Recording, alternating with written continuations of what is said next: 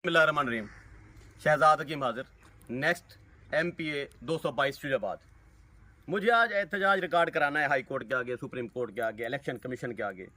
मुझे आज ही मेरे लीगल एडवाइज़र ने बताया है कि जितने दिन इलेक्शन होगा या जब से इलेक्शन अनाउंस हो जाता है, आप तरक्याती काम खुद नहीं करा सकते। किसी को पैसे नहीं दे सकते, किसी का पानी वाला पंप नहीं लगवा सकते, किसी की नलका नहीं लगवा सकते, किसी मस्जिद में आप टस्सू टाइल नहीं लगवा सकते। आप तरक्याती काम अपने बंद रखेंगे और इलेक्शन के बाद फिर आप ये हरकतें करेंगे। ऐसा करने में कानून नाफिज करने वाले इदारे आपके खिलाफ कार्रवाई करेंगे। ये कहाँ की बात हुई? मैं तो चाहता हूँ ऐसा कानून बनाया जाए, फ्री हैंड दिया जाए। ये जितने लैंडलॉर्ड हैं ये अपनी अपनी ज़मीनें बेचें, इन दिनों में गरीबों में बांटें। गरीबों को भी हक हासिल होना चाहिए। अपने वोट का ये रेट मुकर्रर करें, जो बढ़ जाए वो रेट ले जाए, वो वोट ले जाए।